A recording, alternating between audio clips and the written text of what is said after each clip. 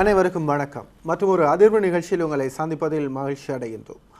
சமகாலத்தில் பல்வேறுபட்ட அரசியல் சார்ந்த விடயங்கள் தமிழ் பேசுகின்ற சமூகத்தின் மத்தியில் பரவலாக பேசப்பட்டு வருகின்றது. குறிப்பாக அரசியல் அமைப்பு மாற்றம், அதுபோல தேர்தல் முறை மாற்றம், அரசியலமைப்பின் புதிய உருவாக்கம் பற்றிய விடயங்கள் பேசப்பட்டு வருகின்ற இந்த சந்தர்ப்பத்தில் உள்ளூராட்சி சபை, மாகாண சபைகளுக்கான தேர்தல்கள் பற்றியும் பேசப்படுகின்றது. அடுத்த ஆண்டத்தின் முதல் பகுதியில் அந்த விடயங்களை நாங்கள் எதிர்பார்க்கலாம். இந்த நேரத்தில் தமிழ் முஸ்லீம் கட்சிகளுடைய அரசியல் நிலவரங்கள், அரசியல் நிலைப்பாடுகள் பற்றி அதிர்வு நிகழ்ச்சியினூடாக பேசி வருகின்றோம். அந்த வகையில் இந்த வாரம் முக்கியமான ஒரு பிரதிநிதியை அழைத்து அவர் சம்பந்தமான விடயங்கள், அரசியல் சம்பந்தப்பட்ட விடயங்களை பற்றி அலசி ஆராய இருக்கின்றது இந்த வார அதிர்வு நிகழ்ச்சி. என்னோடு இணைந்திருக்கின்றார் முஷாரஃப். வணக்கம் முஷாரஃப்.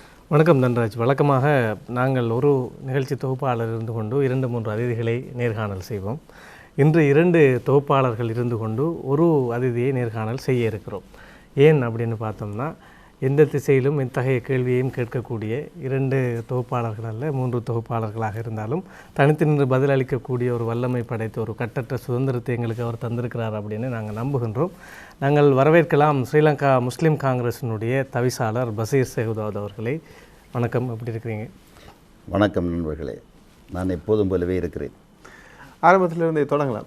பிரதிநிதித்துவ அரசியலிலிருந்து விலகி கட்சியை தூய்மைப்படுத்துகின்ற அரசியலில் ஈடுபடுகின்றதாக அறிக்கைகள் வெளியிட்டு அது சம்பந்தமாக பேசப்பட்டு கொண்டிருக்கின்ற நிலையில் நீங்கள் இன்னும் கட்சியில் தவிசாளராக செயற்பட்டு கொண்டிருக்கின்றீர்களா, கட்சிக்குள்ளே இருக்கின்றீர்களா, கட்சிக்கு வெளியே இருக்கின்றீர்களா, பார்த்து கொண்டிருக்கின்ற மக்களுக்கான ஒரு தெளிவுபடுத்தல் ஆரம்பத்திலே. நான் கட்சிக்குள்ளே தான் இருக்கிறேன், எப்பொழுதும் கட்சிக்குள்ளே தான் இருப்பேன். இன்று வரை கட்சியின் தவிசாளராக இருக்கிறேன். தொடர்ந்து பார்க்கலாம். ஆமாம், பொதுவாக இந்த கேள்வி கேட்கிறோம் என்பது ரொம்ப முக்கியமான ஒரு விஷயம்.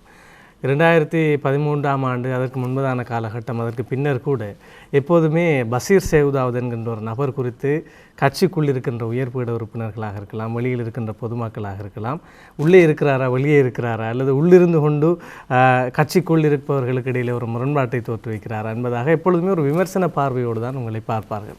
ஏன் உங்கள் மீது மட்டும் அத்தகையது ஒரு பார்வை? எனக்கு இது புதிய விஷயம். நான் சமூகம் சார்ந்த அரசியலையும் அந்த சமூகத்துக்காக கட்சியின் அரசியல் எவ்வாறு நகர்த்துவது என்ற அடிப்படையில் தான் கடந்த காலங்களில் செயல்பட்டு வந்திருக்கிறேன். நான் ஸ்ரீலங்கா முஸ்லீம் காங்கிரஸிலே 1994ஆம் ஆண்டு இணைந்து கொண்டவன். 1989ஆம் ஆண்டு பாராளுமன்றத்துக்கு சென்றவன். ஸ்ரீலங்கா முஸ்லீம் காங்கிரஸின் பிந்திய காலம் என்பது ஒரு செதுக்கப்பட வேண்டிய காலமாக இருந்தது. 1994ஆம் ஆண்டு நான் ஸ்ரீலங்கா முஸ்லீம் காங்கிரஸில் இணைந்து கொண்ட போது அது செதுக்கப்பட்டு கொண்டிருந்த ஒரு கட்சியாகவும், இன்னும் சில விஷயங்களை அதில் புகுத்த வேண்டிய அவசியத்தோடு தான் தலைவர் அஷ்ரஃப் என்னை உள்ளே ஈர்த்தார். நான் புதிய அனுபவங்களோடு இருந்தவன். முஸ்லீம்களுக்குள்ளே இருந்த தனித்துவமான அடையாள அரசியலுக்கு புறம்பாக மேலதிகமான சில புரட்சிகர சிந்தனைகளை விதைக்கிற அடிப்படையிலே தான் அஷ்ரஃப் அவர்கள் என்னை கட்சிக்குள்ளே உள்ளீர்த்தார். அந்த பணியை நான் செய்தேன். ஆனால் அவருடைய அகால மரணத்தின் பின்பு ஏற்பட்ட சூழ்நிலைகளில் 2000ஆம் ஆண்டிலிருந்து 2005ஆம் ஆண்டு வரையான காலம் ஒரு விதமான காலகட்டமாகவும், 2005இலிருந்து 2015ஆம் ஆண்டு 16ஆம் ஆண்டு வரையும் இன்று வரையும் இருக்கிற காலகட்டம் ஒரு வேறு விதமான அரசியல் போக்குகளை அடையாளப்படுத்துகின்ற காலமாகவும் இருப்பதை நீங்கள் அவதானிப்பீர்கள். ஆகவே 2000ஆம் ஆண்டிலிருந்து 2005ஆம் ஆண்டு வரையான காலகட்டத்தில் எனது கட்சிக்கான பங்களிப்பு என்பது வேறு விதமாகவும், 2005ஆம் ஆண்டிலிருந்து 2015ஆம் ஆண்டு வரையான என்னுடைய பங்களிப்பு என்பது பாரிய விமர்சனத்துக்கு மாத்திரமல்ல, இந்த கட்சியை சீர்மைப்படுத்துகின்ற செதுக்குகின்ற வேலைகளை நான் உள்ளிருந்தே செய்து கொண்டிருந்தமையின் காரணமாகத்தான் செதுக்கல்களை விரும்பாத, புதிய சிந்தனைகளை விரும்பாத, ஒரே அடிமைப்புத்தியிலே இருந்த, ஓடுகிற பாதையில் ஓடுகிற, வேறு எதுவும் எடுத்துக் கொடுத்த பாதையிலே நகர்ந்து பழக்கப்பட்ட பல அரசியல்வாதிகள் இவ்வாறான கருத்துக்களை வெளியிலே சொன்னார்கள். எனக்கு அதை பற்றி எந்த பிரச்சனையும் இல்லை. நான் சரியாக செய்கிறேனா என்பதுதான் என்னுடைய கேள்வி. என்னை பொறுத்தவரை அரசியலில் நான் 100% இல்லாவிட்டாலும் நான் ஓரளவு என்னுடைய மனச்சாட்சிக்கு ஏற்ற வகையிலே எங்களுடைய அடையாள அரசியலிலே முஸ்லீம் சமுதாயத்தினுடைய அரசியல் அபிலாசைகளை வென்றெடுப்பதற்கு ஏதுவான வகையிலே பல விஷயங்களை செய்திருக்கிறேன் என்ற திருப்தி இருக்கிறது. அதனால்தான் இன்று ஏற்பட்டிருக்கின்ற பிரச்சனையிலும் அதன் தொடர்தான் இன்று ஏற்பட்டிருக்கின்ற பிரச்சனையோடையே இது புதிதாக வந்த பிரச்சனை அல்ல, 10 ஆண்டு காலமாக தொடர்கிற பிரச்சனை. எனவே 10 ஆண்டு காலமாக நான் பிழையாக இருந்திருந்தால் 10 ஆண்டுகளுக்கு முன்னே நான் இந்த கட்சியை விட்டு விலக்கப்பட்டிருக்க வேண்டும். ஆனால் நான் இன்று செய்வதும் சரிதான் என்பதற்கான அடையாளம் 10 வருடமாக நான் இதை செய்கிறேன். அது எவ்வாறான விஷயம் என்பதை பேசுவதாக இருந்தால் கட்சிக்குள் முக்கியமானவர்கள் இந்த பக்கத்தில் அமர்ந்திருக்க வேண்டும். தலைவராக இருக்க வேண்டும், அல்லது செயலாளர் நாயகமாக இருக்க வேண்டும், அல்லது கட்சியிலே இன்று என்னை விமர்சிக்கிறவர்கள் யாராவது பக்கத்தில் உட்கார்ந்து இருக்க வேண்டும். இதுக்கு இந்த 1 மணித்தியாலமும் போதாது, நீங்கள் நிறைய நேரம் தர வேண்டியும் வரும். அதனால்தான் கட்சியை தூய்மைப்படுத்துவது மாத்திரமல்ல, என்னையும் நான் மீண்டும் தூய்மைப்படுத்த வேண்டிய அவசியம் இருக்கிறது என்று எண்ணுகிறேன். செதுக்குகிற விஷயம், தூய்மைப்படுத்துகிற விஷயம் காலத்தால் அழிகிற விஷயம் இல்லை, காலத்துக்கு காலம் இது தொடர்கிற விஷயம் என்பதை நினைவூட்ட விரும்புகிறேன். ஒரு சந்தர்ப்பம் கிடைக்கின்ற சந்தர்ப்பத்தில் இல்லை, அதற்கும் மேலாகவும் நாங்கள் சில நேரங்களில் உங்களுடைய கட்சி சார்ந்த தலைமைத்துவத்தின் கேள்வியாகவும் உயர்பட உறுப்பினர்களினுடைய கேள்வியாகவும் நாங்கள் கூட கேள்விகளை தொடுப்பதற்கு இருக்கின்றோம். அதற்கிடையிலே முதலாவதாக இந்த 3 தலைமைகள் குறித்து உங்களிடம் கேட்க வேண்டும். ஈரோஸிலே நீங்கள் இருக்கின்ற போது ஒரு தலைமைத்துவத்தின் கீழ் இருந்தவர்கள், அது மாத்திரமல்லாமல் ஸ்ரீலங்கா முஸ்லீம் காங்கிரஸுக்குள் உள்ளிருக்கப்பட்ட போது பெருந்தலைவருக்கு கீழ் நீங்கள் இருந்திருக்கிறீர்கள். இப்போது ஒரு தலைமைத்துவம். இந்த 3 தலைவர்கள் தலைமைத்துவம் பற்றியுமான உங்களுடைய கருத்தை முதலில் நாம் எடுத்துக்கொள்ளலாம்.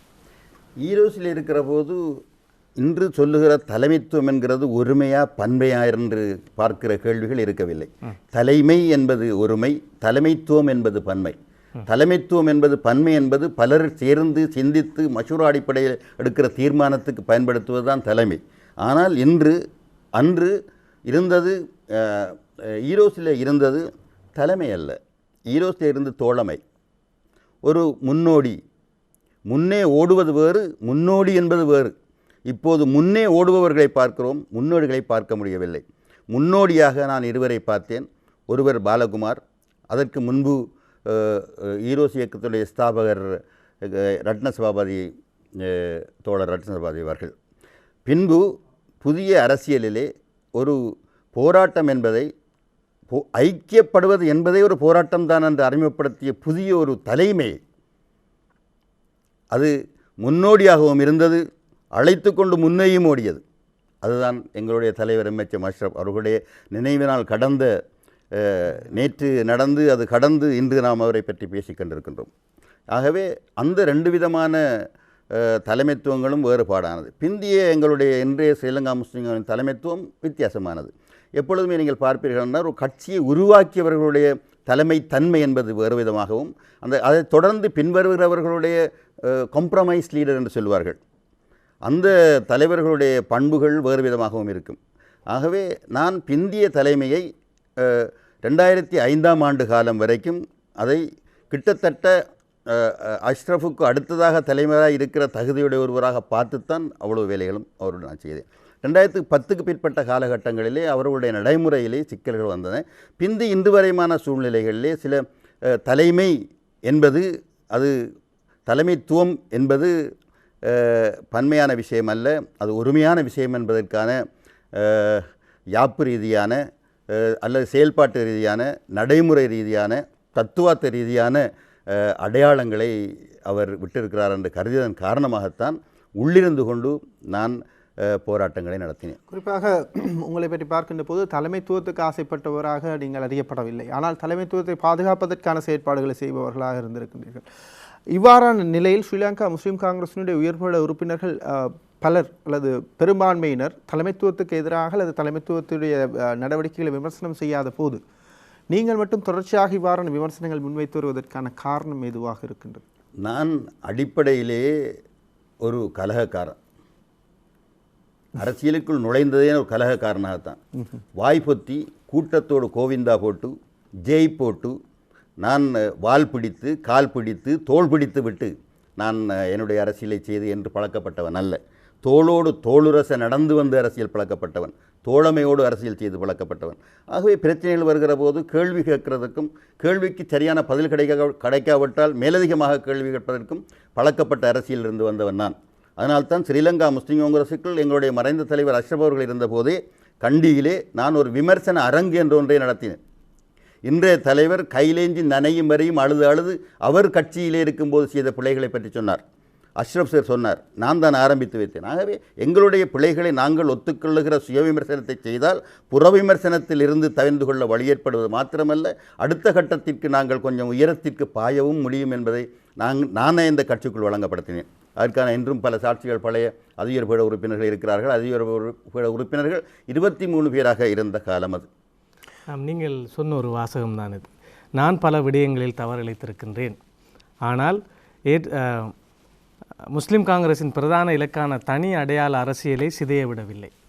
இன்று நான் மனம் உணர்ந்து திருந்தி இருக்கின்றேன்.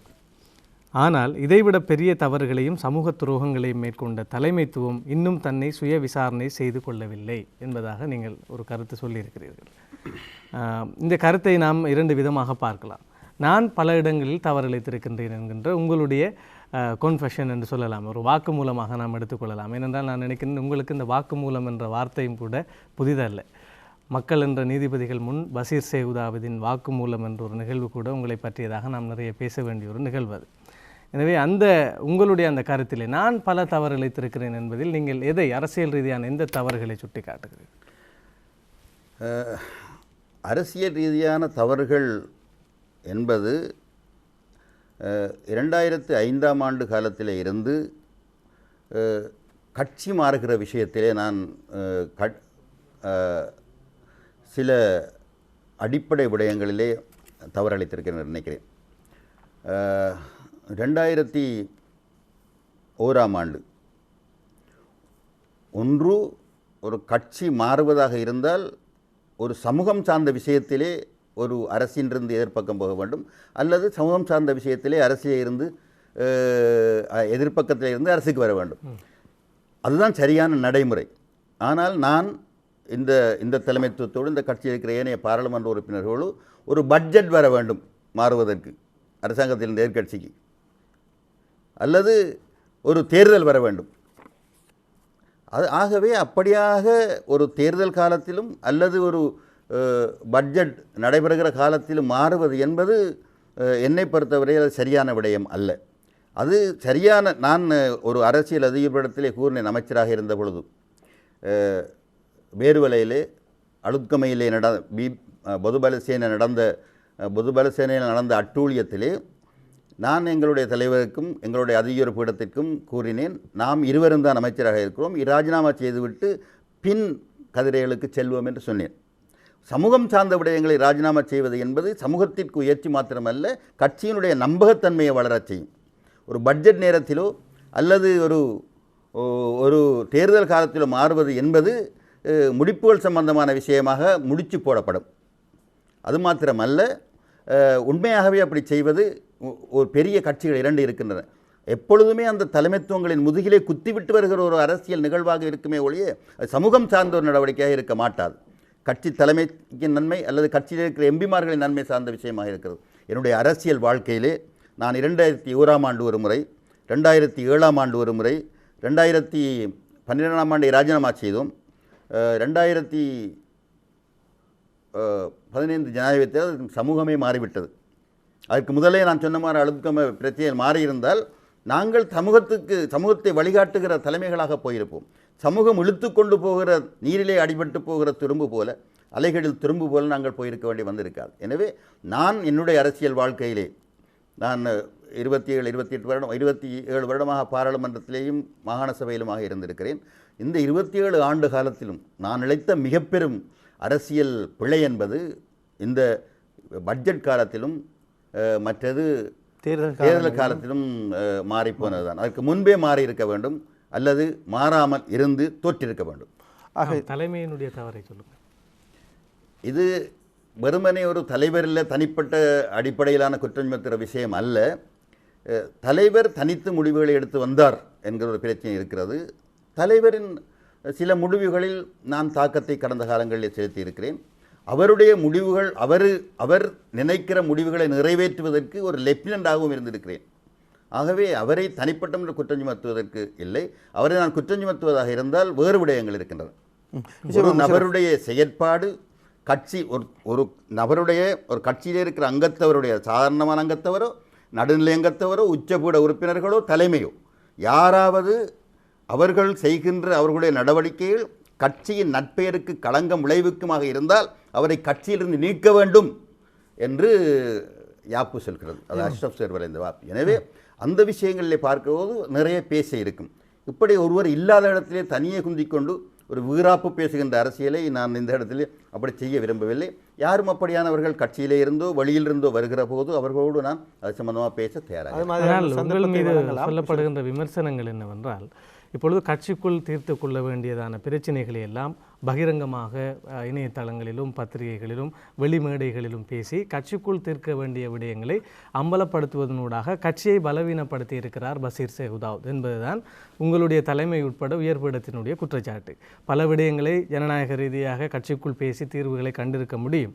ஆனால் கட்சியை எவ்வளவு தூரம் அசிங்கப்படுத்த முடியுமோ கேவலப்படுத்த முடியுமோ அதனை செய்துவிட்டு உயர்பீடத்தில் வந்து பேசியதை காண்பது என்பதாக இப்பொழுது சொல்கிறார்கள். அதற்கு உங்கள் பதில் என்ன? உங்களுக்கு ஏற்கனவே பதில் சொல்லியிருக்கிறேன். 2005ஆம் ஆண்டிலிருந்து 2015ஆம் ஆண்டு வரையும் கட்சிக்குள் தான் போராடினேன். கட்சிக்குள் தான் கருத்துக்களை விதைத்தேன். அரசியல் அதிகாரத்தில் தான் பேசினேன். அது மாத்திரமல்ல, பின்பே எப்பொழுது நான் வெளியில் பேச தொடங்குகிறேன் என்றால் இந்த கட்சியின் யாப்பை மாற்றி தலைவரும் செயலாளரும் ஒருவரே இருப்பது போன்ற ஒரு சோடிப்பு நடந்த பின்புதான் நான் பகிரங்கமாக வருகிறேன். அது மாத்திரமல்ல, கட்சிக்குள்ளே பேசுகிற போது அந்த பேச்சை கேட்டுக்கொண்டிருப்பார்கள். பேச்சை கேட்டுக்கொண்டிருப்பார்கள். பேசி முடிந்த பிறகு ஏதாவது எழுதப்படும், வெளியே போவார்கள். ஒன்றும் நடந்த வரலாறுகளை 10 ஆண்டுகளாக. அதற்கு பிறகும் எரும மாட்டிலே மழை பெய்தால் கூட 10 வருடமாக பெய்தால் கட்டாயம் அந்த எரும மாட்டுக்கு ஒரு சூடு சொரணை அல்லது அந்த அந்த குளிர் அதுக்கு தாவும். ஒரு மெல்லிய தோலுள்ள ஒரு மனிதன் 10 வருடத்திற்கும் பெய்கின்ற அந்த மழையிலே தாவவில்லை என்றால் எனக்கு நான் யார்? வெளியில் சொல்வது மிக முக்கியமானது. கட்சி என்பது மிகச் சிறியது, சமுதாயம் என்பது மிக பெரியது. கட்சிக்குள் திருத்தம் வரவில்லை என்றால் மக்களுக்குள் செல்வதை தேர வேறு வழியில்லை. அதனால்தான் ஆரம்பத்திலேயே முஸ்லீம் காங்கிரஸின் இரட்டை தலைமைத்துவம் பிரச்சனை வந்து சந்திரிகா அம்மையார் வெளியேறிய காலம், அந்த தண்ணீர் அம்மையாருடைய ஆட்சியிலிருந்து வெளியேறிய காலத்திலும் கூட மக்கள் நீதிமன்றத்தின் முன் முஸ்லீம் காங்கிரஸ் என்று நாங்கள் போனோம். அது வேறு யாருடைய பிரைன் சைல்டும் இல்லை, அது பஷீர் சேகுதாவுடைய பிரைன் சைல்டு. எப்பொழுதும் மக்களுக்குள் போகிறவர்கள் தான். கட்சிக்குள்ளே குந்தி பேசிக்கொண்டிருப்பதால் மட்டும் பிரச்சனை தீர்க்க முடியாது. அது ஒரு சர்வாதிகார நடைமுறையாளருக்கு முசோலினி செய்ய வேண்டும், அல்லது ஹிட்லருக்கு செய்ய வேண்டும், அல்லது வேறும் இடியமீனுக்கு செய்ய வேண்டும், அல்லது உலகத்தில் இன்று இருக்கிற பலவிதமான இருக்கிறார்கள் சர்வாதிகாரம், அவர்களுக்குத்தான் அப்படி செய்ய வேண்டும். வெளியில் போனால் பிரச்சனை. நான் அச்சப்படுபவன் அல்ல. இதோடு ஒட்டியதாகத்தான் இந்த கேள்வி. நீங்கள் சொல்கிறீர்கள் 2005 2015 வரையிலும் ஒரு விதமான அரசியல், நான் அதற்கு முன்பு உயர்பீடத்திற்குள் பேசியிருந்தேன், இப்பொழுது வெளியே வந்து விட்டேன் என்பதான ஒரு கருத்து. இதை மறுவாறாக சொல்கிறார்கள். அதாவது பஷீர் சேகுதாவ் அவர்களுக்கு தேசிய பட்டியல் மூலமாக 3 முறை பாராளுமன்ற உறுப்பினர் பதவி கொடுத்த போதெல்லாம் பேசாத அவர் தற்போது அந்த பதவி பாராளுமன்ற உறுப்பினர் பதவி வழங்கப்படாத போது அவர் இப்பொழுது மறுத்து கருதுகிறார். முக்கியமான விஷயம், 3 முறை தேசிய பட்டியல் தந்தது. ஒரு முறை 6 வருஷம் பாராளுமன்றம், 18 வருஷம் தந்திருக்க வேண்டும். முதலாவது முறை 1 வருஷம், இரண்டாவது முறை 3 வருஷம், மூன்றாவது முறை 3 வருஷம், மொத்தம் 6 வருஷம். ஏன் அது ஒன்று விளங்கப்படுத்த வேண்டும். இரண்டாவது, முதலாவது முறை மாத்திரம்தான் நான் தேசிய பட்டியலை கேட்டு வாங்கினேன். அது எனக்கு உண்மையாகவே இதுதான் நடந்தது. அதை நான் பகிரங்கமாக ஒத்துக்கொள்கிறேன். எனக்கு முதலாவது பாராளுமன்றத்திற்கு நான் சென்ற காலத்திலிருந்து என்னுடைய பென்ஷனுக்கு 24 நாட்கள் தேவை இருந்தது. பாராளுமன்றம் கலைகிற போது நான் எங்களுடைய இன்றைய தலைவர் ரவுஃப் ஹக்கீம் அவர்கள் புதுசாக வந்திருந்த காலம் 2009 எனக்கு ஒரு 6 மாதம் பாராளுமன்ற சீட் கொடுங்க தேசிய பட்டியலில், நான் அதை எடுத்துகிட்டு நான் கட்சிக்கு வேலை செய்கிறேன் பிறகுன்னு சொல்லி அப்படி ஒரு சூழ்நிலை. அதாவது தனி மனிதனுடைய ஒரு விருப்பம் என்னடா, எனக்கான ஒரு வருமானம் அதில் ஏற்படும். ஏன் 6 மாதம் நீங்கள் 1 வருஷம் இருங்கள்னு சொல்லி எனக்கு தந்தார். 1 வருடத்துக்குள் சந்திரிகா அம்மையோட பிரச்சனை வந்தது. அவருக்கு எனக்கு நம்பிக்கை இருந்தது. இரட்டை தலைமைத்துவ பிரச்சனை காலம் தொட்டு ஆரம்பத்திலே அஷ்ரப் சருடைய மரணத்துக்கு பிற்பட்ட காலம் தொட்டு நான் அவரை பொருத்தமான தலைவராக அன்று நம்பினேன். அதற்காக அவருக்கு வேலை செய்ய அதிலும் அவருக்கு நம்பிக்கையும் இருந்தது. இது ஒரு பரஸ்பரம் உள்ள நம்பிக்கையின் அடிப்படையில் வந்த விஷயம் தான். நான் யாரையும் குற்றஞ்சாட்டுவதற்காக இல்லை, நான் விமர்சன ரீதியாக பேசத்தான் விரும்புகிறேன். 2வது முறை சந்திரிகா அம்மையார் 1 வருடத்தில் பாராளுமன்றத்தை கலைத்த போது நாங்கள் எல்லாம் மொத்தமாக கட்சிக்காக கடுமையாக வேலை செய்தோம். அந்த அரசாங்கத்திலிருந்து எதிர்க்கட்சி பக்கம் வந்தவர்களில் தோல்வி கண்டவர்கள் நான், திருவண்ணாமலையில் இன்று தேசிய பட்டியல் உறுப்பினர் தோல்வி பெற்று வந்திருக்கிற MS தௌஃபிக் போன்றவர்களை நியமித்தார். அதற்கு ஏன் நியமித்தார் என்று சொன்னால், தான்ற சொல்லை கேட்டு அரசாங்கத்திலிருந்து எதிர்க்கட்சிக்கு வந்தவர்களுக்கு தியாகிகளுக்கு பரிசு என்ற அடிப்படையில் அவர் தான் தந்தார். 2வது தேசிய பட்டியல். 2வது பிறகு 2004ஆம் ஆண்டு நான் 600 வாக்குகளிலே தோல்வியடைந்தேன். 600 வாக்குகளிலே தோல்வியடைந்த போது 2004ஆம் ஆண்டு எனக்கு தேசிய பட்டியல் தரவில்லை. ஆனால் நான் பாராளுமன்றத்துக்குள் இருந்தே ஆக வேண்டும் என்று அவர் நம்பினார். அப்படி ஒரு சம்பவம் நடந்தது அவருடைய வாழ்க்கையிலும் கட்சியினுடைய வரலாற்றிலும். ஆகவே அந்த சூழ்நிலைகளை கையாளக்கூடிய ஒருவராக, சரியான லெப்டினண்டாக அதற்கு முந்தைய காலத்தில் இருந்தவர் என்ற அடிப்படையிலே இந்த 2004ஆம் ஆண்டு இதிலே எனக்கு தேசிய பட்டியலை அவரே வலிந்து இழுத்து கொண்டு போனார். எனக்கு என்னுடைய தேசிய பட்டியல் நியமனத்துக்கு அன்றெல்லாம் அரசியல் அதிகார பீடத்தில் முடிவெடுப்பது.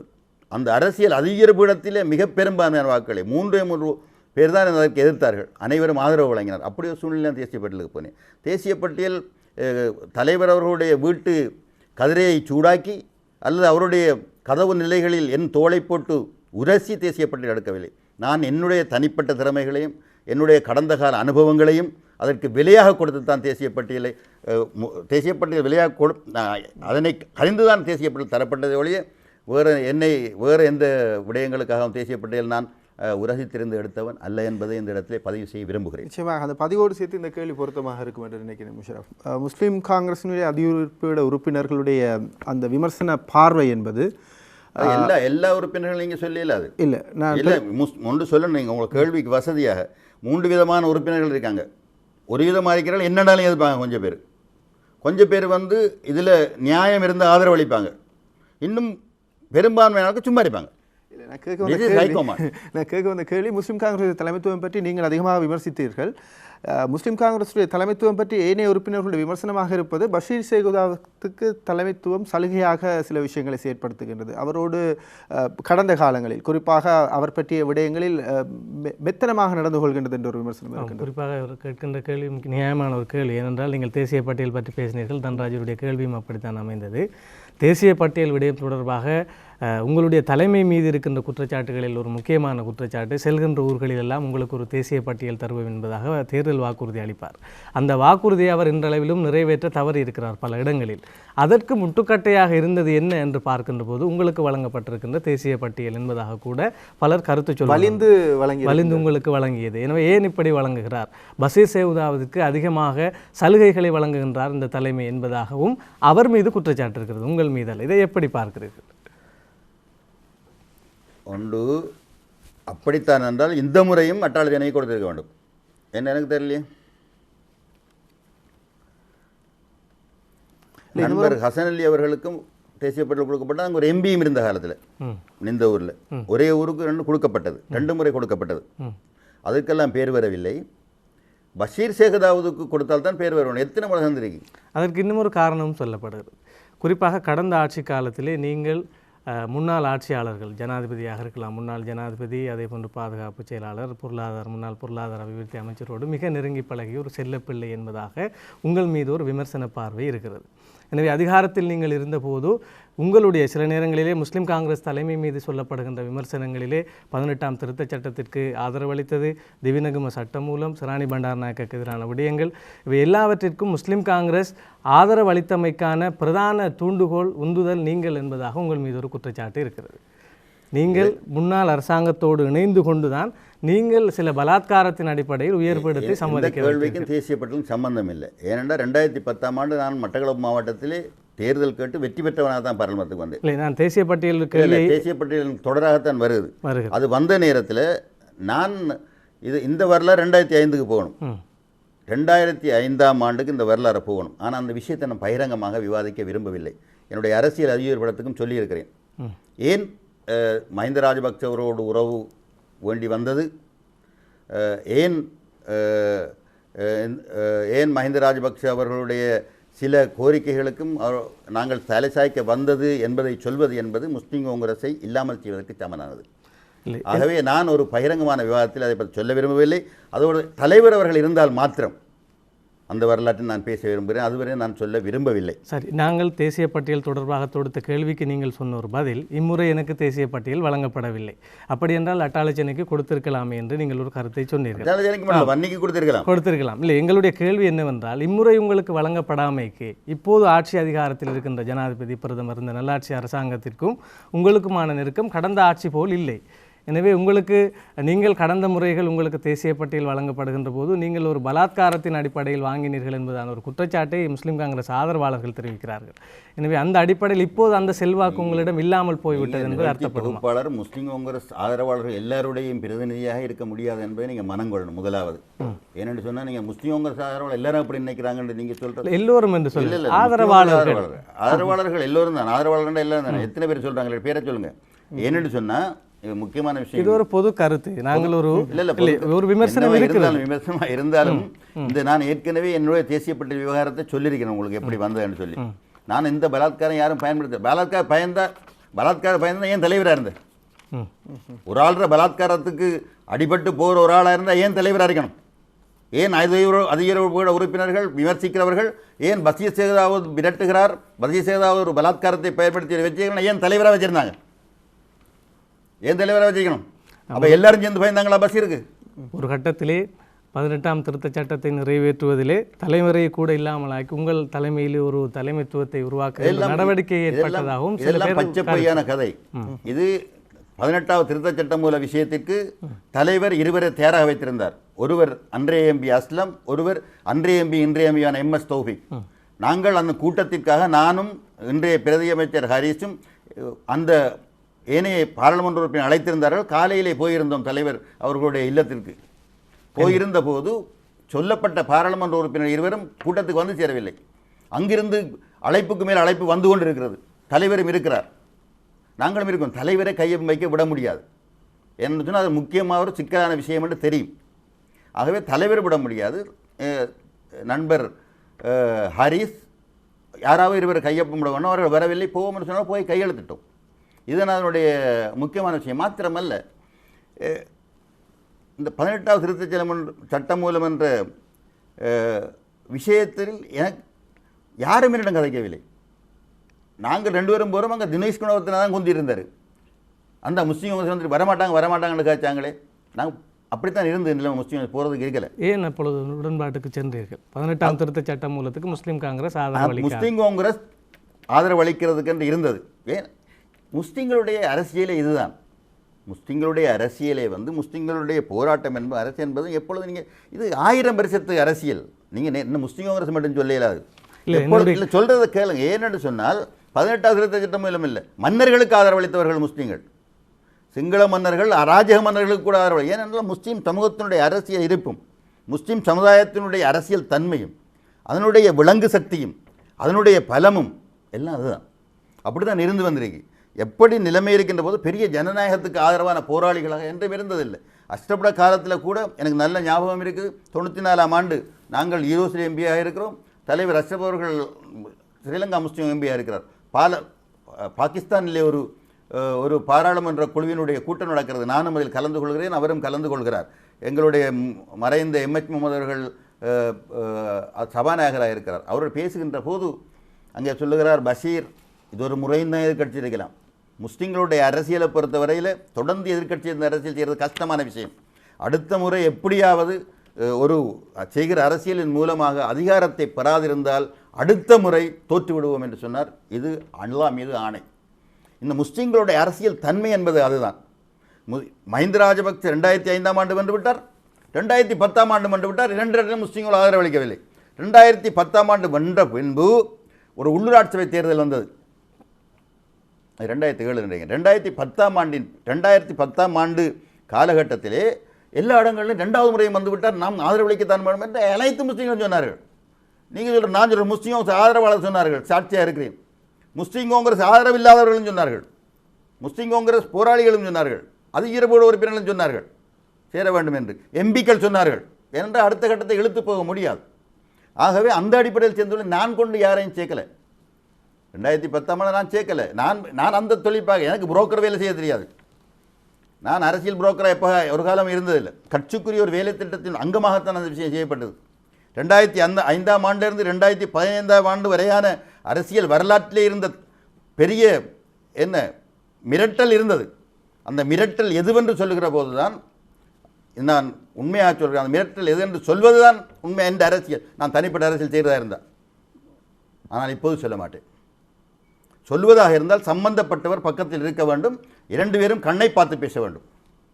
இருவரும் கண்ணை பார்த்து பேச வேண்டும். கண்ணை பார்த்து பேசுகின்றது சரியா பிழையா என்று சொல்ல வேண்டும், நேரடியாக சொல்ல வேண்டும். அதை நான் நினைக்கவில்லை, சம்பந்தப்பட்டவர்கள் யாராக இருந்தாலும் அதை நேரடியாக மறைக்க முடியாது என்ற அதில் ஆதாரம் வைத்திருக்கிறவன் நான். நிச்சயமாக இதை பார்த்து கொண்டிருந்தால் நிச்சயமாக இதற்கான வாய்ப்பை உருவாக்கி தர நாங்கள் தயாராக இருக்கணும். திறந்த ஒரு சவாலாக இருந்தால் அதற்கான வாய்ப்பாக அதிர்வு நிகழ்ச்சியினூடாக அவற்றை நாங்கள் பார்க்கலாம். ஸ்ரீலங்கா முஸ்லீம் காங்கிரஸினுடைய தவிசாளர் பஷீர் சேகுதாவத்தோடு பேசிக் கொண்டிருக்கணும். பல்வேறுபட்ட விடயங்களை பற்றி பேசுகின்றோம். தனிப்பட்ட கருத்துக்கள் வந்து கொண்டிருக்கின்றன. பொதுவான ஒரு விடயத்துக்கு வரலாம். 16வது சிறார்த்த தினம் நடைபெற்றிருந்தது அஷ்ரப் அவர்களுடையது. அது சம்பந்தமாக கருத்துக்களை பேசுகின்ற போது தமிழ் தேசிய கூட்டமைப்புடைய தலைவர் கூட குறிப்பிட்டிருந்தார். அஷ்ரப்புடைய ஒரு எண்ணமாக இருந்தது தமிழ் மொழி முன்னால் எடுத்து செல்லப்பட வேண்டும் என்ற ஒரு கருத்தையும் அவர் வலிந்து தெரியப்படுத்தியிருந்தார் முறை. இப்போது இந்த வடகிழக்கு பிரிப்பு, வடகிழக்கு இணைப்பு சம்பந்தமான விடயங்கள் அதிகமாக பேசப்படுகிறது. நாங்களும் கூட அண்மைய அதிர்வு நிகழ்ச்சி ஒன்றில் கூட அதை பற்றி பேசியிருந்தோம். உங்களுடைய தனிப்பட்ட கருத்து இவ்வாறானதாக இருக்கிறது. இந்த வடகிழப்பு இணைப்பு, வடகிழப்பு பிரிப்பு சம்பந்தமான விடயங்கள் இப்போது பிரிக்கப்பட்டிருக்கின்றன. தமிழ் மொழி மீது அன்பு, பாசம், பற்று, அதை கற்றுக்கொள்ளுகிற ஆர்வம் எல்லாமே இருக்கிறது. ஆனால் இன்றைக்கும் பார்த்தேன், வடமாகாண முதலமைச்சர் மட்டக்களப்பிலே பேசியிருக்கிறார். முஸ்லீம்கள் அரசியலுக்காக மதத்தை தூக்கி பிடிக்கிறார்கள், மொழி, ஆனால் உண்மையாக அவருடைய மொழி தமிழ் என்று. நான் அரசியலில் அப்படி வளர்க்கப்படவில்லை. என்னுடைய அன்றைய வழிகாட்டிகளாக, தோழர்களாக, தோழமையோடு செயல்பட்டவர்கள் எல்லாம் மொழி பற்றி சொல்லவில்லை, இது மொழி பற்றி சொல்லவில்லை. அவர்கள் சொன்ன விஷயமெல்லாம் ரட்னசபாவதி மிக அழகாக சொன்னார். ஈரோஸ் ஈழம் என்று தான் அழைக்கும், தமிழீழம் என்று அழைப்பதில்லை. ஏனென்றால் அமெரிக்காவிலே பேசுகிற மொழி ஆங்கிலம், ஆங்கில அமெரிக்கா என்று இல்லை. அன்று மிகப்பெரிய போராட்டம், இந்த உலகத்தில் நடந்த போராட்டம் பாலஸ்தீன போராட்டம். அங்கு பேசுகிற மொழி அரபு, அரபு பாலஸ்தீனம் கோரவில்லை என்று எழுதியவர்கள். அவர்களுடைய பாசறையிலே ஆரம்பத்தில் கல்வி பெற்றாங்க. மொழி சம்பந்தமான அன்பு, பாசம், அது சம்பந்தமான எழுதுகிற பேசுகிறதுக்கான விருப்பங்கள், ஆர்வம் எல்லாமே இருக்குது. ஆனால் மொழி அடிப்படையாக வச்சு நாங்கள் அந்த அரசியலை செய்யலாம். மொழி அடிப்படையாக வச்சு ஒரு தேசிய இனத்துவ அடையாள அரசியலுக்குள்ள போனது. அதனோடு பட்டும் படாமலும் ஒட்டியும் ஒட்டாமலும் இருந்தோம். இன்று பார்த்தால் நீங்கள் கேட்ட மற்ற விஷயத்துக்கு வந்தால், முக்கியமான விஷயத்துக்கு, அது மொழி விஷயத்தில் நம்ம கணக்க நேரத்தை விரயமாக்க தேவையில்லை. வடகிழக்கு இணைப்பு பிரிப்பு சம்பந்தமான விஷயங்களில் வடகிழக்கு இணைந்தே இருக்கணும் என்று தமிழ் மக்களுடைய விருப்பம். வடகிழக்கில் இணைந்தால் முஸ்லீம்களுக்கு என்ன என்று தமிழ் தரப்பு சொல்ல வேண்டும் என்பது முஸ்லீம்களுடைய விருப்பம். இதுதான் அஷ்ரப் சொன்னார்.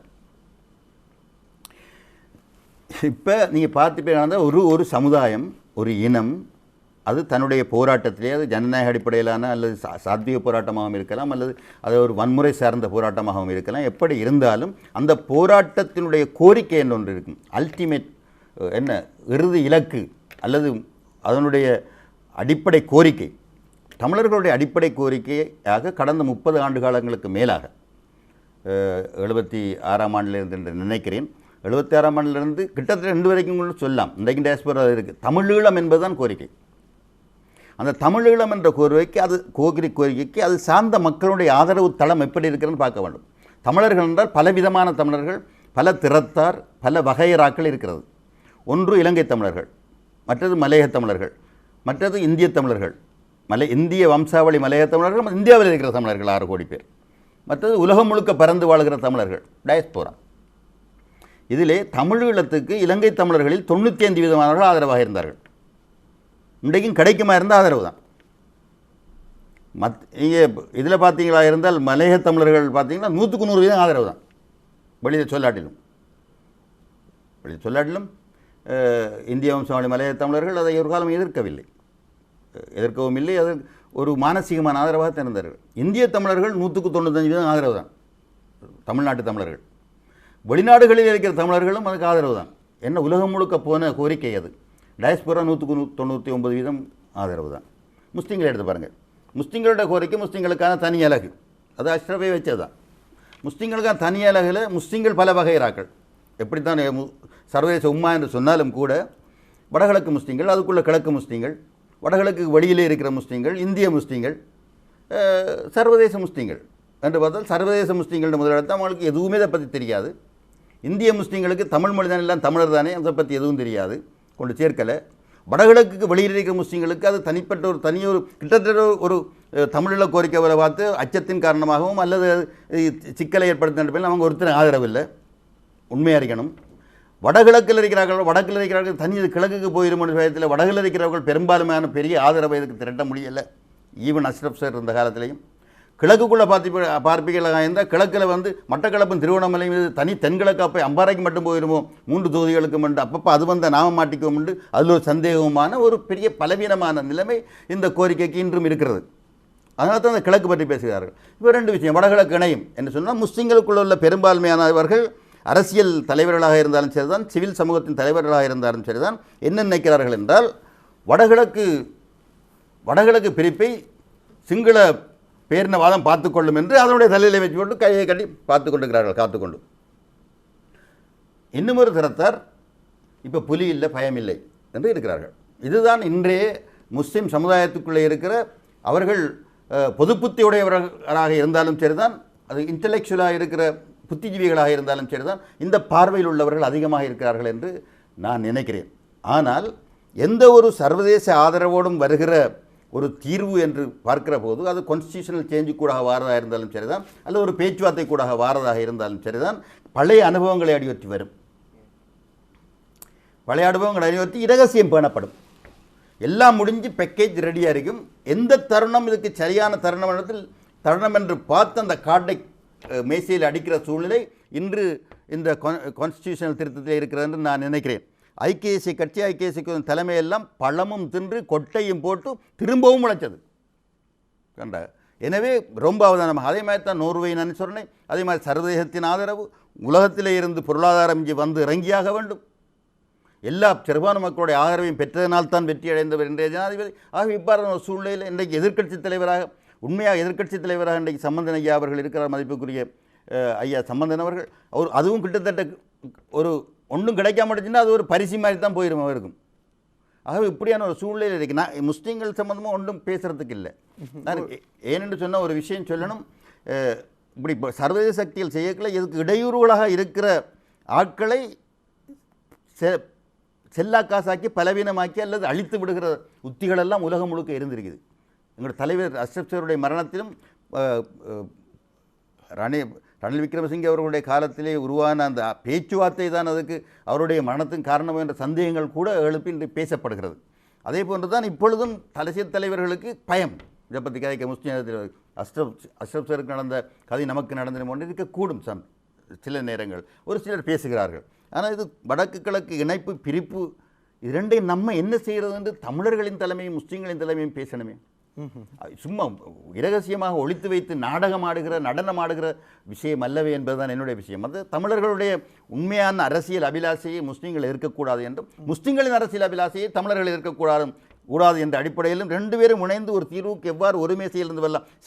பலவதை சொல்லவே சொல்லியிருக்கிறேன். சிங்கள மேடைக்கு அல்லது சர்வதேச மேசைக்கு இந்த தமிழ் முஸ்லீம் மக்களுடைய பிரச்சனையை தீர்த்து போடுவதற்கு முதல் நம்ம 2 பேரும் பேசுவோமே. இதுக்கு உண்மை இவங்க தயாரில்லை. நிச்சயமா விரிவான விளக்கத்துக்கு முதல் தனிப்பட்ட ரீதியாக உங்களுடைய கருத்தை அறிந்து கொள்ள விரும்புகிறேன். வடகிழக்கு இணைப்பு எனக்கு தனிப்பட்ட கருத்து கிடையாது. அரசியல்ல வந்து ஒரு சமூக கருத்து தான் இருக்கு. அரசியல் தனிப்பட்ட கருத்து இந்த பிள்ளை கல்யாணம் முடிக்கிறதுல சாப்பிட்றதுல இன்றைக்கு என்ன கறி வாங்குறதுல எனக்கு இருக்கும். அரசியல் ரீதியாக வந்து ஒரு சமுதாயத்தினுடைய அரசியல் அபிலாசை தான் என்னுடைய அரசியல் அபிலாசை. முஸ்லீம் சமூகத்தினுடைய அரசியல் அபிலாசை தங்களுடைய தலைவிதியை தாங்களே எழுத வேண்டும். அப்போது முஸ்லீமுடைய அபிலாசை தனி அழகு சம்பந்தமான விடயம் தமிழர்கள் முஸ்லீம்கள் என்னுடைய கேட்டீர்களாம் தமிழர் முஸ்லீம் பேசி ஒரு உடன்பாட்டுக்கு வந்து பொதுவான ஒரு தீர்வை நாங்கள் மேசைக்கு போட வேண்டும். தனி அழகு பற்றி பேசுகின்ற போது முஷரப் இந்த விடயத்தையும் இதனோடு இணைத்துக் கொள்ளலாம். அதை குறிப்பாக கடந்த ஜனாதிபதி தேர்தலின் போது மஹிந்த ராஜபக்ஷ அவர்களை தோற்கடிக்க வேண்டும் என்ற நிலைப்பாடு நாங்கள் வெளிப்படையாக பேசாவிட்டாலும் கூட தமிழ் பேசுகின்ற மக்கள், குறிப்பாக தமிழ் மக்கள் அதிகமாக அதை எதிர்பார்த்தார்கள். அதிலும் குறிப்பாக வடகிழக்கில் இருக்கின்ற முஸ்லீம்களை பொறுத்த வரைக்கும் முன்னாள் ஜனாதிபதி தோற்கடிக்க வேண்டும் என்ற ஒரு தேவையோ கருத்தோ அல்லது அவ்வாறான நிலைப்பாடோ கட்டாயமாக இருக்கவில்லை. அவர்களுக்கு முன்னாள் ஜனாதிபதி அவர்கள் செய்த பல சேவைகளை பற்றி நாங்கள் குறிப்பிடலாம். ஆனால் தென் பகுதியில் இருக்கின்ற அல்லது வடகிழக்குக்கு வெளியே இருக்கின்ற முஸ்லீம்கள் பெரும்பாலும் முன்னாள் ஜனாதிபதி அவர்களை தோற்கடிக்க வேண்டும் அல்லது அவர் செய்த அநியாயங்களுக்கான தீர்வாக இந்த தேர்தலை பயன்படுத்த வேண்டும் என்று விரும்பினார்கள். காரணம் பொதுபல சேனா போன்ற அமைப்புகளுடைய செயற்பாடுகள் பல்வேறுபட்ட விடயங்களை குறிப்பிடலாம். முஷரப் இவ்வாறு இருக்கின்ற போது இவ்வாறு தனி அழகு அல்லது அது சம்பந்தமாக பேசுகின்ற போது புள்ளி விவரங்களின் அடிப்படையில் நாங்கள் பேசுகின்ற போது கிட்டத்தட்ட ஒரு 7 லட்சத்துக்கு மேற்பட்ட மக்கள் வடகிழக்கு முஸ்லீம்களாக இருக்கின்றார்கள். வடகிழக்குக்கு வெளியே இருக்கின்ற முஸ்லீம்கள் பெரும்பான்மையானவர்கள் இருக்கின்றார்கள். கிட்டத்தட்ட 13 லட்சம் முஸ்லீம்கள் இருக்கின்றார்கள் என்று ஒரு எடுகோலாக எடுத்துக்கொள்ளலாம். அவ்வாறு இருக்கின்ற போது இங்கே இருக்கின்ற முஸ்லீம்களுடைய நிலைப்பாடு அல்லது அவர்களுடைய தேவைகள் பற்றி இந்த இடத்தில் பேசப்படுகின்றதால் அதை பற்றி சிந்திக்கப்படுகிறது. அரசியல் அபிலாஷை என்பது வித்தியாசமானது. அது அவர்களுடைய திக் பாப்புலேட்டட் சம்பந்தமான விஷயம். ஒரு முஸ்லீம்களை பொறுத்தவரை இலங்கையில் இருக்கிற முஸ்லீம்கள் குடியேற்ற முறைமையினால் வஞ்சிக்கப்பட்டவர்கள். அரசியல் பலம் எப்போ வரும் என்று சொன்னால், நீங்கள் ஒரு குறிப்பிட்ட ஆழ்புல எல்லையை கொண்டிருந்தால் தான் வரும். இந்த ஆழ்புலையை எல்லையை கொண்டிருக்கக்கூடிய வாய்ப்பும் வசதியும் கிழக்கில் மட்டும்தான் இருக்குது. வடகிழக்குன்னு சொல்லலாம் பொதுவாக பேச போனால் அது வடகிழக்குக்கு வெளியில் இல்லை.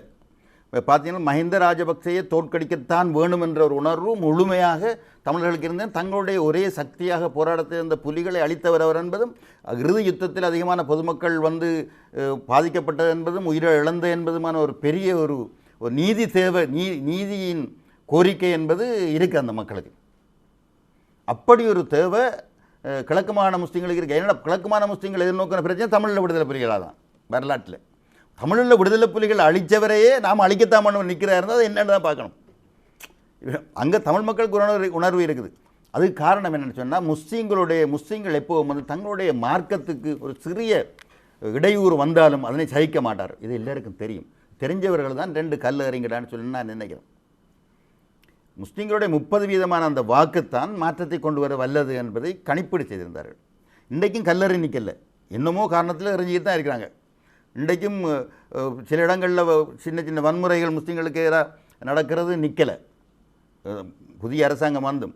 ஆகவே இது யாருடைய குரலுக்கு இது ஆடுகிறது அல்லது யாருடைய வயனுக்கு இந்த சக்திகள் நடனம் ஆடுகின்றது என்பது நமக்கு எல்லாம் தெரியும். இங்கே இருக்கிற 2 பேரும் இல்லை, வெளியில் இருக்கிற யாரோ தான் இதுக்கு போடுறாங்கன்னு நான் நினைக்கிறேன். வெளியில் இருக்கிறார்கள் தூண்டினால் ஏன் இப்பொழுதும் மெரிப்படுகிறது என்பதுதான் முக்கியமானது. இப்பொழுதும் தேவை அவர்களுக்கு. ஏனென்று சொன்னால் அது பேசி நமக்கு நேரம் போதாது. முஸ்லீம்களுடைய ஒட்டுமொத்தமான சர்வதேச அரசியலை பேசி, சர்வதேச இராணுவ தன்மையை பேசி அதற்கு வர வேண்டும். இலங்கையில் ஏதோ செய்ய போகிறார்கள்.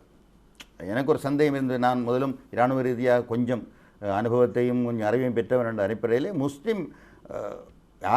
என்னை பொறுத்தவரையிலே முஸ்லீம் தீவிரவாதத்தை இலங்கைக்கு வலிந்து வரவழைக்கிற முயற்சி இப்போ தமிழர்களை ஒன்றும் எதிராக பயன்படுத்தியது. இங்கே தேவை வந்தாலும் இலங்கையில் அந்த மக்கள் ரொம்ப பாடம் படிச்சுட்டு இன்னும் கொண்டு தமிழீழம் வருதுன்னு சொல்லி அங்கே கொஞ்சம் குண்டறிய சூசைட்லாம் பண்ணையில் 2 கல் அறிகிறத 20 கல் அறிஞ்சால் சூசைட் பண்ணே ஆள் வருவாங்க.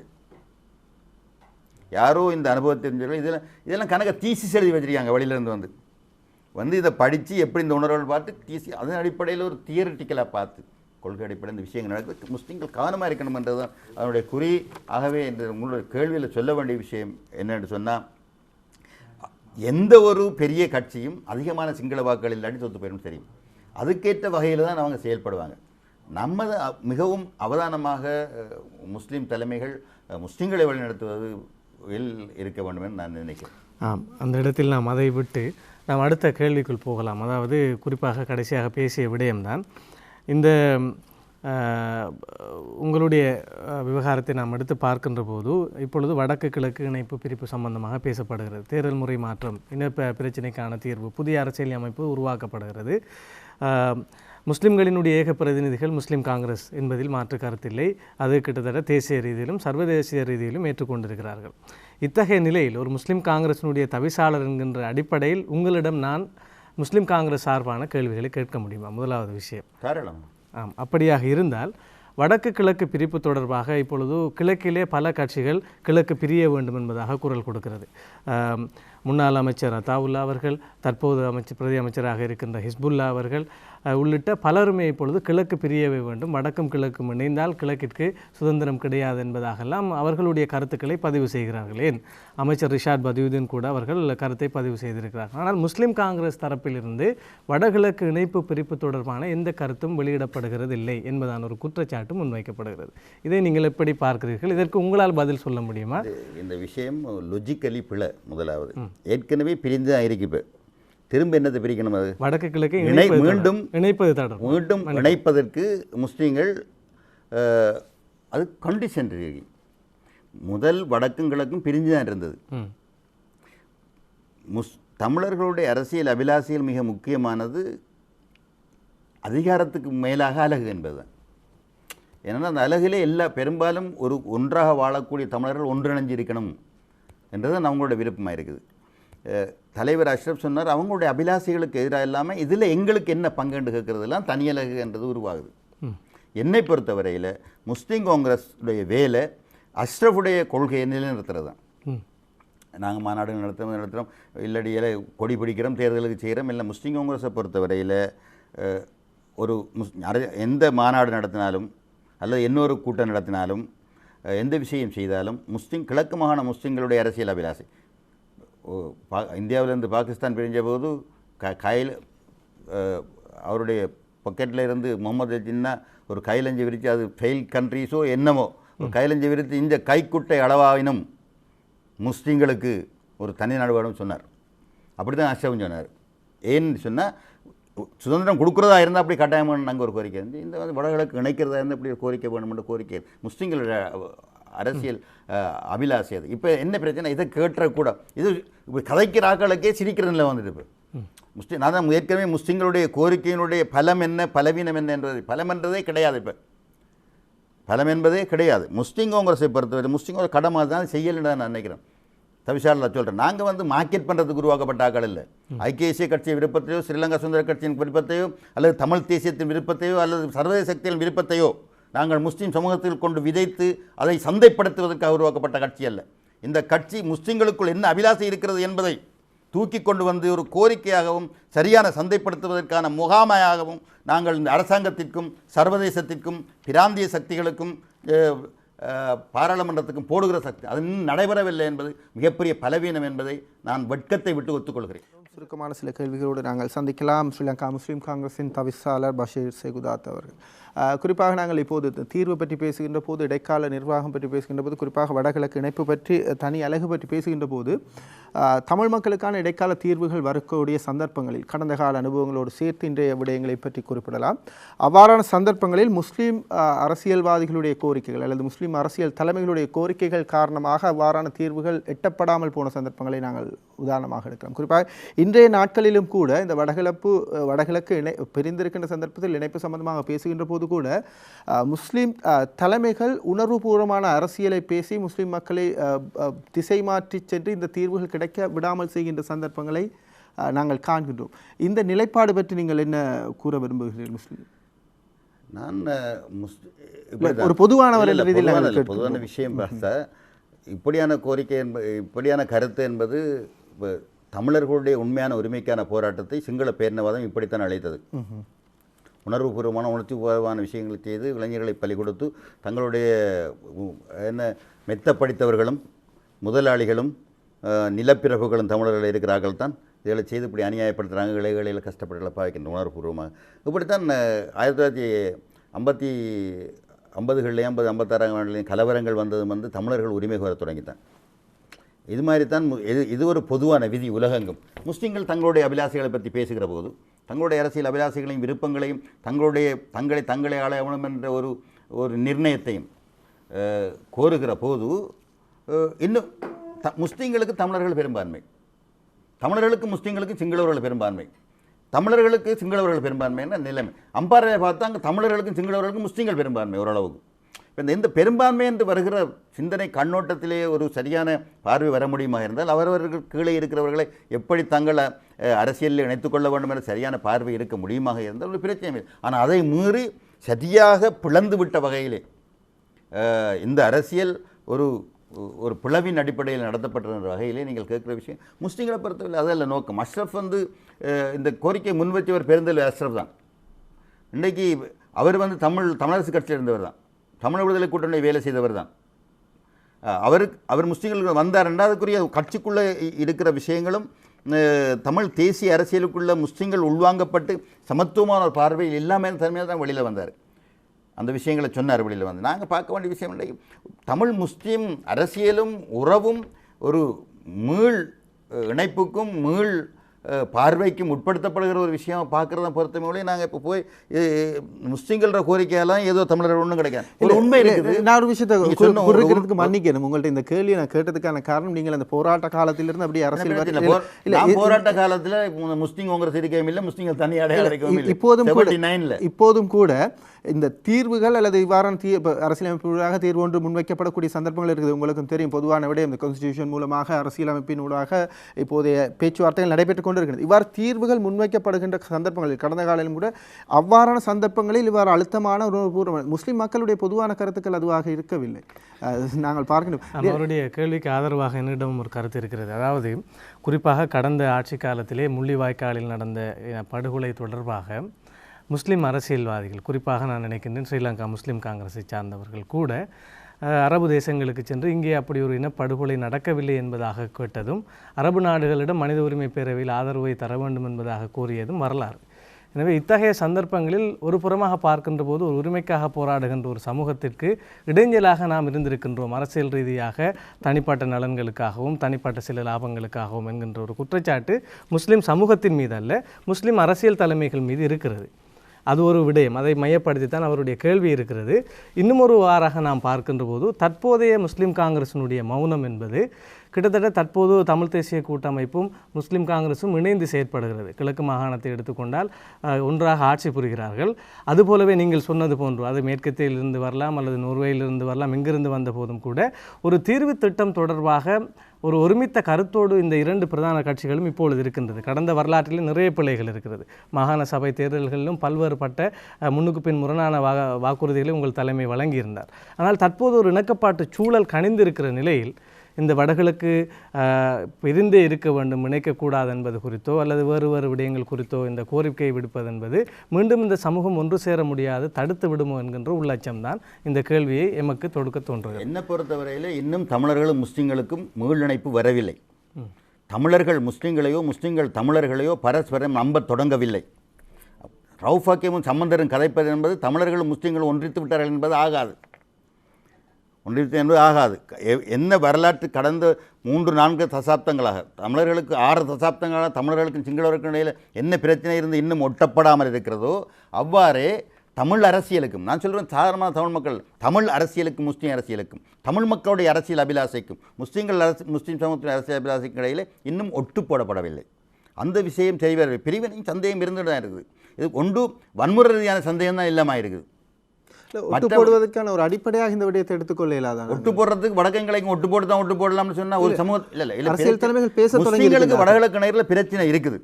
முஸ்லீம்கள் முஸ்லீம்களுடைய கிழக்கு மாகாணத்தில் வந்து ஒரு சமத்துவமாக வந்து தமிழர்களுக்கு சமனாக அல்லது கொஞ்சம் 2% அதிகமாக இருக்கிறாங்க.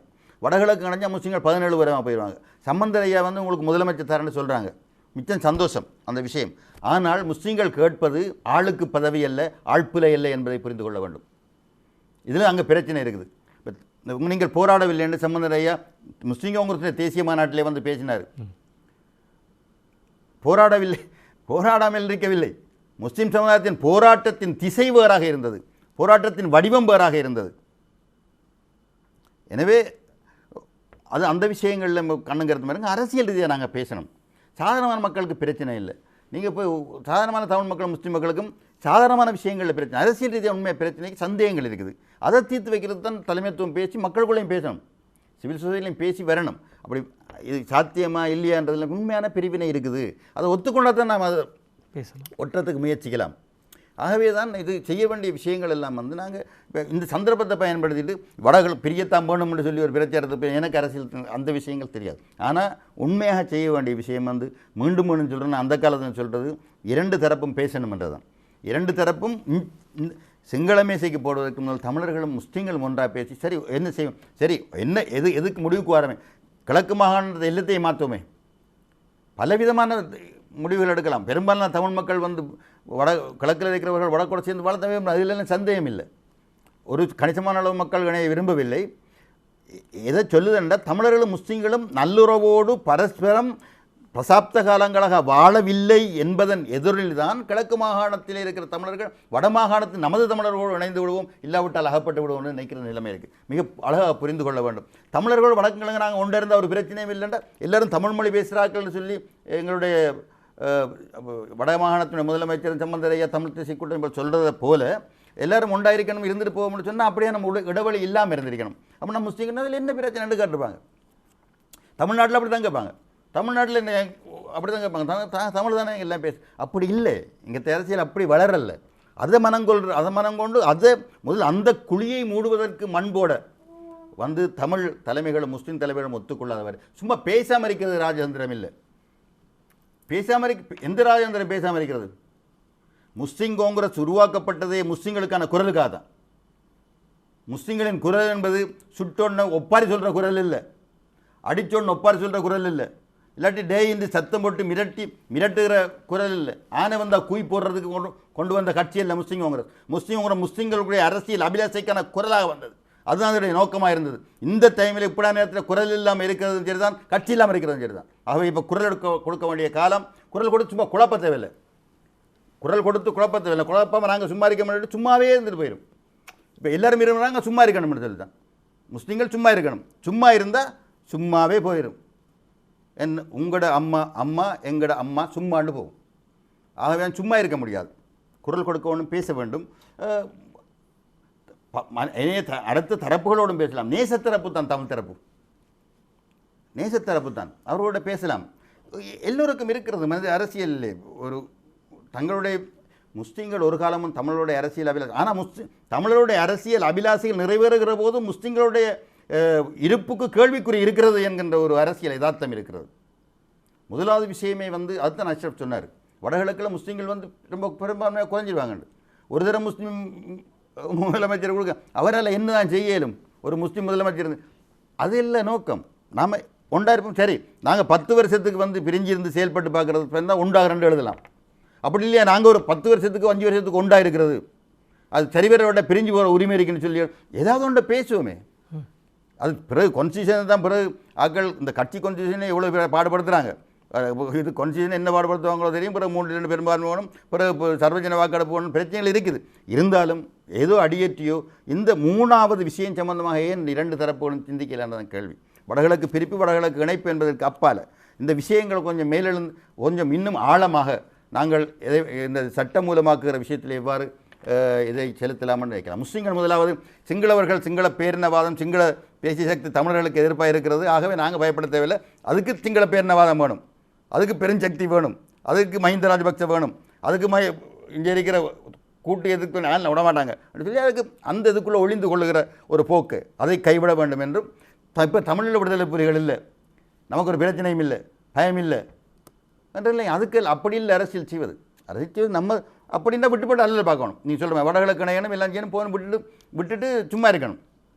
தனிப்பட்ட அரசியல், தனித்துவமான அரசியல், அடையாள அரசியல் பற்றி யாரும் குரல் கொடுக்கக்கூடாது. அவரவர் அமைச்சு பதவி, அவரவர் எம்பி பதவி, அவரவருடைய மாகாண சபை முதலமைச்சர் பதவி, மாகாண சபை உறுப்பினர் பதவி என்பதற்கான ஒரு போராட்டமாக மட்டுப்படுத்தி கொண்டு அதனை பெறுவதற்கான விஷயங்களை பார்க்க வேண்டும். ஒழிய முஸ்லீம் சமம் பற்றி கதைக்கிறதுக்கு எந்த அக்கறையும் இல்லை, தேவையில்லை. ஆகவே தான் தமிழர்களும் முஸ்லீம்களும் பேசுதான் முதல் வைக்கும். பேசாமட்டால் கடைசி வரையும் சரி வராது. கிழக்கு மாகாணம் கடைசி வரையும் சரி வராது. இப்போ சிங்கள பேரினவாத சக்திகளின் எதிர்ப்பை விட உண்மையை கணக்கிலெடுக்கப்பட வேண்டியது கிழக்கு மாகாண முஸ்லீம்களுடைய எதிர்ப்பு சக்திதான் என்பதை புரிந்து கொள்வது தமிழ் தேசியத்துக்கு மிக முக்கியமானது. தமிழ் தேசியத்தினுடைய அனுசரணை என்பது முஸ்லீம்களுடைய அரசியல் அபிலாசைக்கு அவசியம் என்பதை புரிந்து கொள்வது முஸ்லீம் சக்திகளுக்கு மிக முக்கியமானது. அதுக்காக பேசாமல் இருக்கிறது இல்லை. வீட்டுக்குள்ளே போய் நாம் 2 பேசுகிற தலைவர்கள் பேசுகிற விஷயம் மக்களுக்கு தெரியவும் வேண்டும். ஆகவே அந்த அடிப்படையில் செயல்படுவதுதான் உண்மையாக தீர்வை வழிவகுக்கும் மொழியே. மற்ற விஷயங்களில் அநியாயமாக தமிழர்களையும் முஸ்லீம்களையும் மோதவிடுகிற விஷயத்திற்கு முஸ்லீம்கள் தான் காரணம் என்ற மாதிரியான கேள்விகள் தவிர்க்கப்பட வேண்டும். அப்படியல்ல, முஸ்லீம்களின் தமிழை மோதுவதற்கு தமிழர்கள் காரணமும் இல்லை, முஸ்லீம்கள் காரணமும் இல்லை. பல பேர் கடந்த கால வரலாற்றில் பெரிய சர்வதேச இன்டெலிஜென்ஸ் சக்திகள் அதுக்கு துணையாக இருந்தது. இன்றைக்கு ஒத்துமை ஆயிரணுன்றதுக்கான இருக்குது. அப்படின்னா தான் பிரச்சனையை தீர்க்கலாம். ஆகவே அவர்களும் விரும்புகிறது போலவும் நாங்களும் உண்மையாக சாதாரண மக்கள் விரும்புவது போலவும் தமிழ் மக்களும் முஸ்லீம் மக்களும் ஒன்றாக தங்களுடைய அரசியலை செய்வதற்கு வாய்ப்பை ஏற்படுத்தும் வகையிலும் நாங்கள் ஒரு புதிய திட்டத்தை இதற்கு அறிமுகப்படுத்த வேண்டும்.